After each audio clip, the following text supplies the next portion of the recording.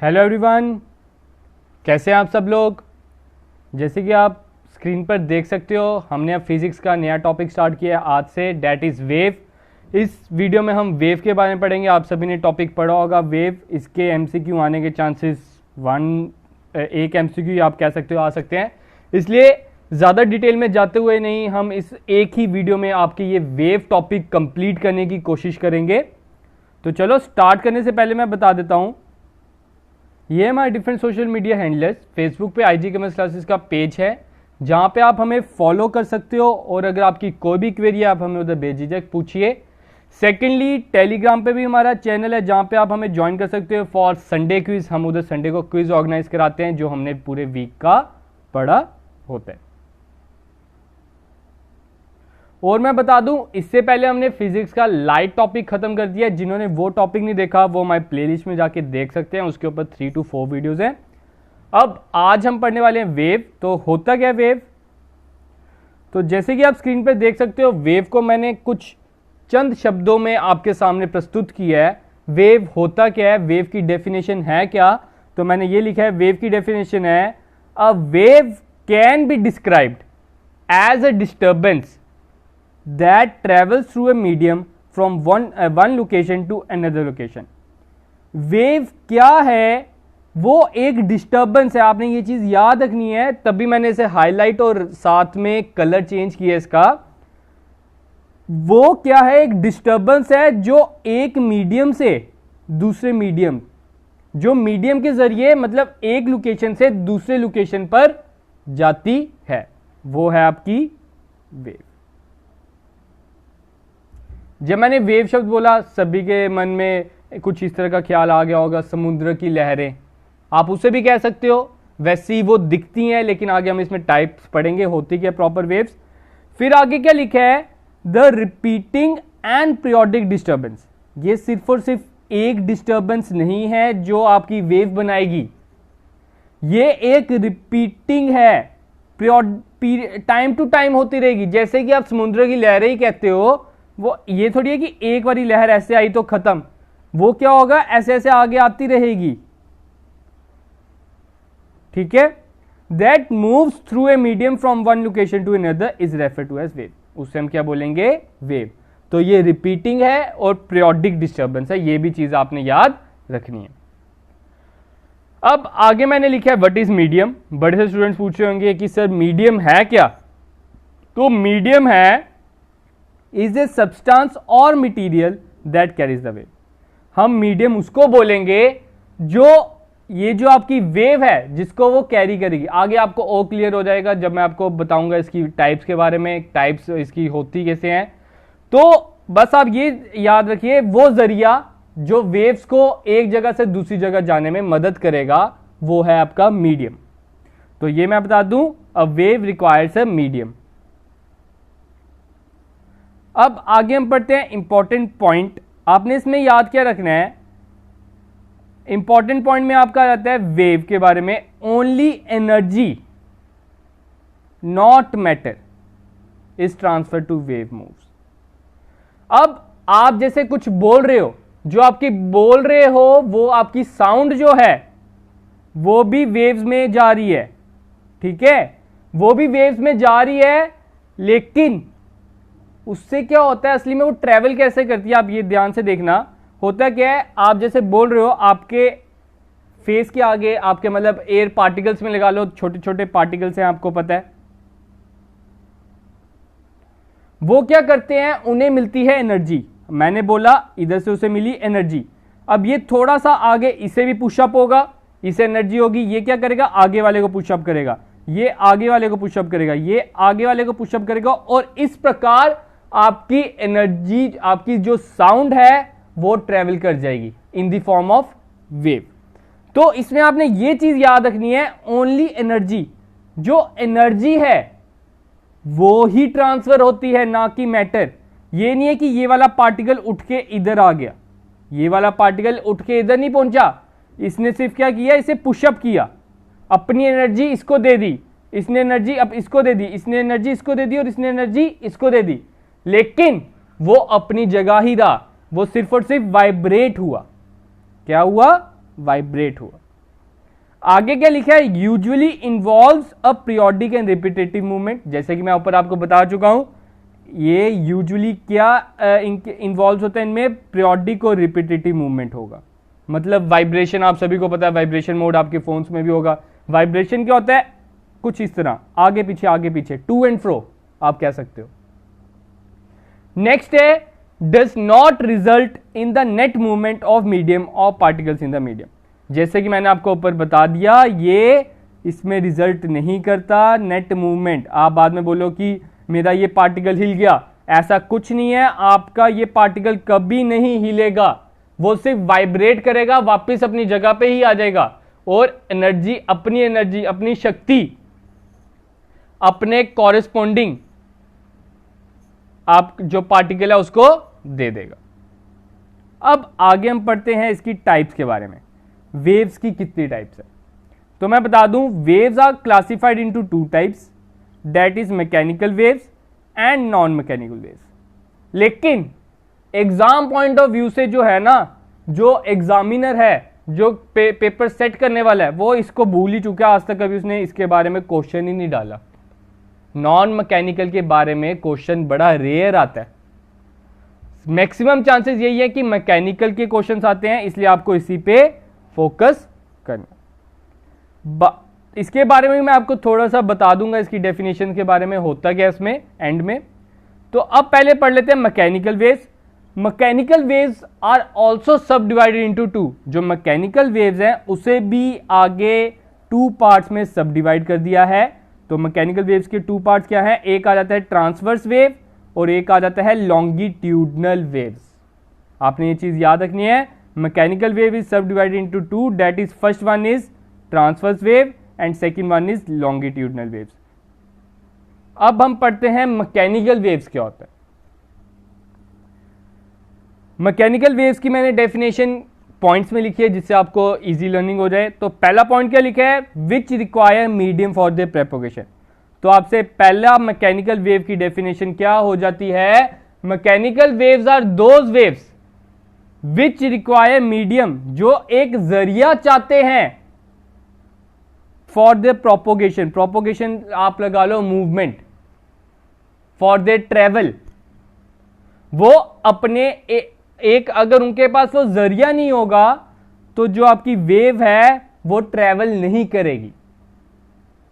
ठीक है, तो आप इसमें कह सकते हो जो मैकेनिकल वेव्स है are not travel in vacuum. Vacuum में ये ट्रेवल नहीं करेगी क्योंकि उसमें कोई मीडियम ही नहीं है। नेक्स्ट है, the motion is transferred from particle to particle without transfer of matter. जो मैं ऊपर बता चुका हूं, जो मोशन है वो पार्टिकल टू पार्टिकल ट्रांसफर होगा विदाउट ट्रांसफर ऑफ मैटर, बिना उस मैटर की पोजीशन चेंज हुए। वो वाइब्रेट जरूर होगा लेकिन वापस अपनी जगह पे ही आ जाएगा, तो उसे हम क्या बोलेंगे, मैकेनिकल वेव। नेक्स्ट है, mechanical wave are also called elastic waves. आपने ये चीज भी याद रखनी है, आपसे एमसीक्यू बड़ी बार पूछा जा सकता है।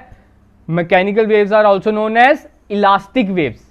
इलास्टिक वेव्स के नाम से ये क्यों जानी जाती है, because their propagation depends upon the elastic properties of medium. ये किस पे डिपेंड करता है, आपका जो जरिया है, आपका जो मीडियम है वेव बनाने का, उसकी इलास्टिसिटी प्रॉपर्टी, उसकी क्या प्रॉपर्टीज है। वो अगर ज्यादा इलास्टिक होगा तो मैकेनिकल वेव्स उतनी ही तेजी से बढ़ेगी, अगर उसकी इलास्टिसिटी कम होगी तो मैकेनिकल वेव्स उतनी ही कम जाएगी। होप कि क्लियर होगा मैकेनिकल वेव्स के बारे में। अब हम पढ़ते हैं मैकेनिकल वेव्स की जो टू टाइप्स है। कौन कौन सी दो टाइप्स थी, अभी हमने ऊपर पढ़ा, transverse wave and longitudinal wave. तो मैकेनिकल वेव भी थोड़ा सा फिर से बताता हूं। मैकेनिकल वेव क्या है, जिसको एक जरिया चाहिए। सेकेंडली, इसमें आपका मैटर ट्रांसफर नहीं होता, इसमें सिर्फ और सिर्फ एनर्जी ट्रांसफर होती है। थर्ड, इसे हम इलास्टिक वेव भी कहते हैं because the as the propagation depends upon the elastic properties, उसकी इलास्टिक प्रॉपर्टीज पे वो डिपेंड करता है। तो चलो पहला करते हैं। पहला क्या है, ट्रांसवर्स वेव। ट्रांसवर्स वेव क्या है, ट्रांसवर्स वेव्स मैंने सिंपल एक ही लाइन लिखी है, ज़्यादा आपको मीनिंग पता करने की कोई ज़रूरत नहीं है, बस ये चीज़ पता होनी चाहिए that waves in which the medium moves at right angle, या आप बोल सकते हो perpendicular, moves at perpendicular to the direction of wave. मतलब जो मीडियम है वो घूमेगा परपेंडिकुलर, लेकिन जो वेव की डायरेक्शन है वो होगी उसके परपेंडिकुलर। मतलब वेव की डायरेक्शन आगे की ओर जाएगी, लेकिन जो उसकी मीडियम की मूवमेंट है वो कुछ इस तरह होगी, ऊपर नीचे ऊपर नीचे। ठीक है, आगे मैंने डायग्राम बनाई है, उसमें और क्लियर हो जाएगा आपको। अब एग्जांपल्स ऑफ ट्रांसवर्स वेव क्या हैं, आपको ये चीज याद रखनी है। एग्जांपल्स पूछी जा सकती हैं। तो एग्जांपल है पहला water waves, ripples of gravity waves. आपने एक देखा होगा, जब आप किसी पॉन्ड में, किसी वाटर बॉडी में आप पत्थर फेंकते हो, समझ लो पत्थर पड़ा इधर, उससे क्या होता है, वाटर में रिपल्स बनने बैठ जाते हैं, लूप्स कह लो आप, कुछ इस तरह, पहला इधर, दूसरा इधर, तीसरा इधर, एंड सो ऑन। ठीक है, फिर आपका जो इधर किनारा होता है उधर से टकरा कर ये वेव्स रुक जाती हैं। ठीक है, इससे क्या होता है, ये जो रिपल है ये इसको देता है energy, then this one goes to this, इनकी एनर्जी ऐसे ऐसे ट्रांसफर होती रहती है। तो ये आपकी है एग्जांपल ऑफ ट्रांसवर्स वेव। फिर अगली आ जाती है लाइट वेव, भी आपकी ट्रांसवर्स वेव है। एस वेव, अर्थक्वेक वेव्स भी आपकी ट्रांसवर्स वेव है। अब आपने ये चीज याद रखना है, transverse waves are also known as S waves, उसे हम एस वेव्स के नाम से जानते हैं, ये भी चीज याद रखनी है। और स्ट्रिंग्ड इंस्ट्रूमेंट्स, जैसे कि आप गिटार बजाते हो, गिटार की समझ लो ये स्ट्रिंग्स हैं, आप स्ट्रिंग्स को क्या करते हो, ऊपर नीचे करते हो, लेकिन ये जो मूवमेंट है ये इनकी ऐसे रहती है, ये चीज है। ठीक है, आगे क्या लिखा है, the high point of a transverse wave is a crest and the low part is a trough. जो हाई पॉइंट है ट्रांसवर्स वेव का उसे हम क्या बोलते हैं, क्रेस्ट, और जो लो पॉइंट है उसे हम क्या बोलते हैं, ट्रो। अभी हम दिखा देते हैं आपको डायग्राम में। आपकी ना कुछ इस तरह की डायग्राम होती है ट्रांसवर्स वेव की। आपकी ट्रांसवर्स वेव की कुछ इस तरह की डायग्राम बनेगी। वो क्या होता है, देखिए आप ध्यान से, इसमें क्या होता है, जब आपकी जो मीडियम है, मीडियम समझ लो ये है, मीडियम क्या करेगा, ऊपर नीचे ट्रेवल करेगा परपेंडिकुलर, और जो आपकी मूवमेंट है वेव की वो आगे की ओर जाएगी। आप देख सकते हो परपेंडिकुलर हो गया। बस आपने ट्रांसवर्स वेव में ये चीज याद रखनी है। अब ये जो परपेंडिकुलर है इसका जो अपर मोस्ट पार्ट होगा, जैसे ये वेव बनी है, इसके जो अपर पार्ट है इसको हम बोलते हैं क्रेस्ट।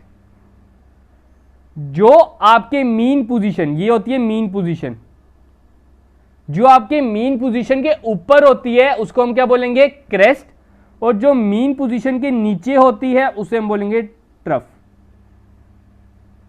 ठीक है, ऊपर वाले को क्रेस्ट, नीचे वाले को ट्रफ, ये चीज आपने याद रखनी है। अब ट्रांसवर्स वेव की बस अगर डेफिनेशन याद रखनी है, बस इसकी, इस वर्ड की इंपॉर्टेंस है right angle.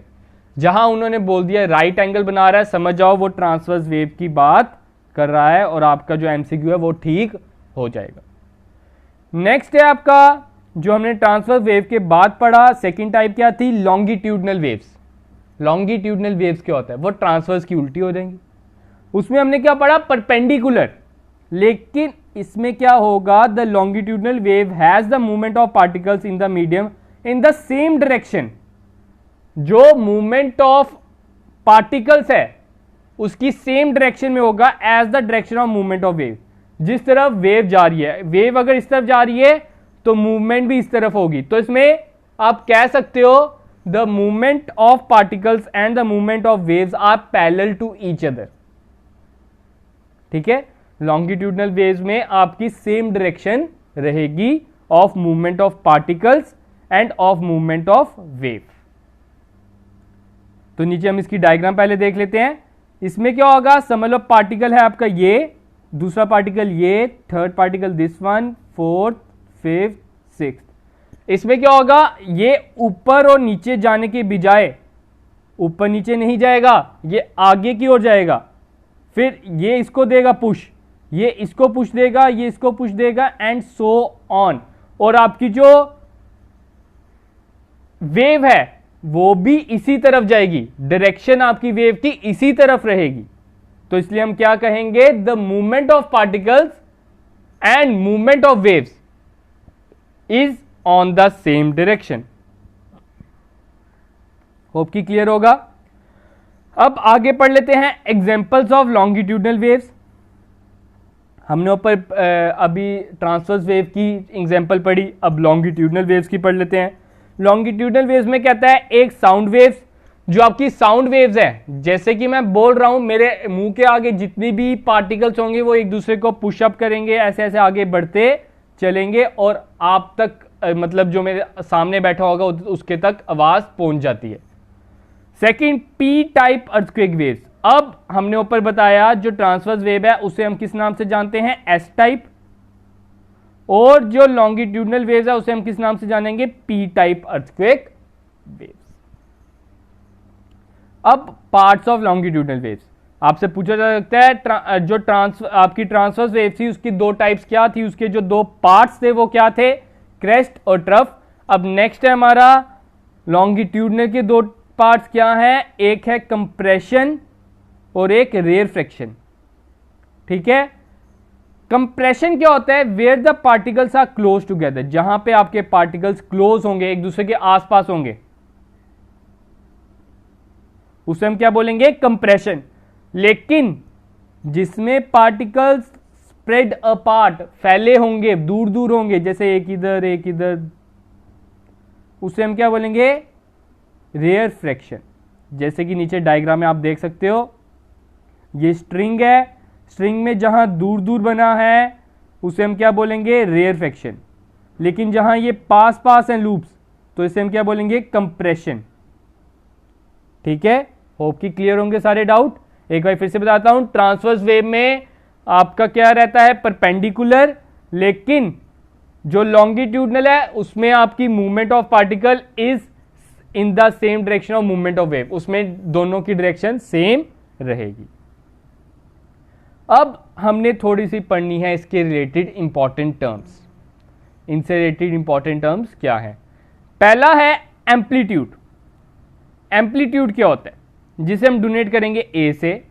Amplitude is the maximum displacement of A particle from its mean position in A wave is called amplitude of that wave. इसका ऐसा यूनिट है एम, मतलब मैक्सिमम डिस्प्लेसमेंट, जितनी ज्यादा से ज्यादा दूर गया है उसे हम क्या बोलेंगे, एम्पलीट्यूड। मैं आपको एक डायग्राम के थ्रू बताता हूं, समझ लो, ये आपकी वेव है, ये आपकी मीन पोजीशन है, मीन पोजीशन से जितनी दूर गया है ये आपका कहलाएगा एम्पलीट्यूड। लेकिन भाई ये तो क्रेस्ट भी है, लेकिन ध्यान से देखिए, क्रेस्ट है ऊपर वाले पार्ट बस, लेकिन एम्पलीट्यूड को हम कहेंगे ये डिस्टेंस। एम्पलीट्यूड क्या है, ये वाला डिस्टेंस या डिस्प्लेसमेंट आप कहो, मैक्सिमम डिस्प्लेसमेंट, उसे हम क्या बोलते हैं, एम्पलीट्यूड। और ये डिस्प्लेसमेंट है, डिस्प्लेसमेंट को हम किस में मेजर करते हैं, मीटर में, उसका ऐसा यूनिट क्या रहेगा, मीटर। सेकंड वन में वो कह रहा है फ्रीक्वेंसी। फ्रीक्वेंसी क्या होता है, फ्रीक्वेंसी होता है the number of complete waves set up in medium in 1 second, मतलब 1 सेकेंड में कितनी वेव्स ट्रेवल की। समझ लो 1 सेकेंड में हमें इधर से ये देखेंगे, आपकी जो वेव है 1 सेकेंड में ट्रेवल कर रही है ये, तो 1 2 टोटल वेव्स कितनी होगी, 2। तो 1 सेकेंड में हमने जो टाइम कितनी वेव्स ने ट्रेवल किया उसको हम बोलेंगे frequency. How many times a wave occur in 1 second is known as frequency. और फ्रीक्वेंसी को हम एफ से डोनेट करते हैं और इसका ऐसा यूनिट क्या रहेगा, हर्ट्ज। ये बाकी सब चैप्टर्स में भी हमने पढ़ा है, तो हर्ट्ज से आपने याद रखना है, एच जेड से लिखा जाता है। नेक्स्ट है time period, the time taken by wave to complete 1 cycle और कंप्लीट वेव, मतलब टोटल टाइम जो है एक वेव ने टेक किया है, जितना एक वेव को जितना टाइम लगा है एक साइकिल कंप्लीट करने में, उसको हम क्या बोलेंगे, टाइम पीरियड। इट ऑब्वियस ही बात है, अब जो टाइम है उसे हम किस में मेजर करेंगे, सेकंड में, तो उसका ऐसा यूनिट क्या रहेगा, सेकंड। नेक्स्ट है वेवलेंथ। वेवलेंथ क्या है, the distance between two consecutive trough और crest in a transverse wave और the distance between two consecutive compression and rarefaction in a longitudinal wave is called wavelength, the S I unit of metre. तो wavelength क्या है, wavelength बोलता है the distance, wavelength क्या है, distance between two consecutive ट्रो, हमने ऊपर बनाया ये ट्रो या क्रेस्ट बोल लो, पहला क्रेस्ट आया ये, दूसरा क्रेस्ट आया ये, इन दोनों में डिस्टेंस, इसको हम क्या बोलेंगे, वेवलेंथ। या टू कॉन्जिक्यूटिव ट्रो की भी बात कर लो, ट्रफ की भी बात कर लो, तो वो भी क्या कहलाएगा, वेवलेंथ। तो आपसे पूछा जा सकता है फिर वेवलेंथ को हम डोनेट किसे, कौन से साइन से करते हैं, तो ये वाला साइन आपने ये चीज याद रखनी है। और वेवलेंथ का ऐसा यूनिट किस में रहेगा, मीटर। मीटर क्यों, क्योंकि it is a distance. Metre क्यों, because it is a distance. अब ये सिर्फ ट्रो और क्रेस्ट के लिए नहीं होता, ये रेयरफेक्शन और कंप्रेशन के लिए भी होता है, जैसे कि टू कॉन्जिक्यूटिव रेयरफेक्शन, पहला रेयरफेक्शन आ गया ये, दूसरा रेयरफेक्शन आ गया ये, इन दोनों में जो डिस्टेंस होगा उसको हम क्या बोलेंगे, वेवलेंथ।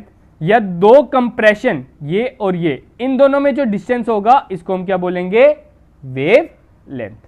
होप कि सारे डाउट क्लियर होंगे। जितना इसका इंपॉर्टेंट पॉइंट्स बनते थे वेव के बारे में मैंने बता दिया है, और इसके एमसीक्यू एक से ज्यादा नहीं आने वाला, मैं ये भी बता दूं। आपको पता है आपकी साइंस सेक्शन जो है वो 10 नंबर की है, जिसमें फिजिक्स, केमिस्ट्री और बायो आ जाती है। तो अगर मैं इन्हें डिवीजन किया जाए तो ये 4, 3 और 3 बनता है। तो फिजिक्स के आपको पता है 6, 7 to 8 टॉपिक्स हैं, तो आ भी सकता है नहीं भी आ सकता है। तो फिर भी जितना मैंने बताया ये आपके लिए मोर देन इनफ है, मैं यही कहूँगा। अब बाकी एक मैंने आपको बोला था इलेक्ट्रोमैग्नेटिक वेव के बारे में मैं बता दूंगा लास्ट में, होता क्या है इसके बारे में आज तक वैसे एमसीक्यू आया नहीं है। इलेक्ट्रोमैग्नेटिक वेव क्या होता है, these waves are the disturbance that does not need any medium for propagation. हमने मैग्नेटिक आपकी जो वो थी पहली हमने जो पढ़ी मैकेनिकल वेव, उसमें हमने क्या पढ़ा, इट नीड्स अ मीडियम। लेकिन इलेक्ट्रोमैग्नेटिक में क्या है, it does not need a medium. Electromagnetic में आपको मीडियम की कोई जरूरत नहीं है। They are produce due to various magnetic and electrical fields. ये वेरियस मैग्नेटिक और इलेक्ट्रिकल फील्ड से प्रोड्यूस होती हैं। आपने देखा होगा मैग्नेट्स जब एक दूसरे के आसपास आते हैं एक दूसरे को अट्रैक्ट कर लेते हैं, तो उसमें भी आप कह सकते हो मैग्नेटिक वेव्स प्रोड्यूस होती हैं एक दूसरे को खींचने के लिए। The periodic change that take place in electrical field therefore known as electromagnetic wave, उसको हम क्या बोलेंगे, इलेक्ट्रोमैग्नेटिक वेव। बस आपने इसमें ये चीज याद रखो, इसमें आपको मीडियम की जरूरत नहीं है। इलेक्ट्रोमैग्नेटिक वेव में आपको मीडियम की जरूरत नहीं है। तो आज के लिए हमारा इतना ही था, ये टॉपिक वेव को मैंने इसमें कंप्लीट कर दिया है। नेक्स्ट वीडियो में हम आपके साथ आएंगे एमसीक्यू के लिए, जो इसके मोस्ट इंपॉर्टेंट एमसीक्यू बनते हैं, और आप अपने आप को उसमें टेस्ट करना कि आपको वेव के बारे में कितनी मदद मिली इन वीडियो से। और जिन्होंने अभी तक हमारे चैनल को सब्सक्राइब नहीं किया वो सब्सक्राइब कर लें, आपको मैं यही कहूँगा। तो आज के लिए इतना ही guys, thank you, have a good day and enjoy your day guys.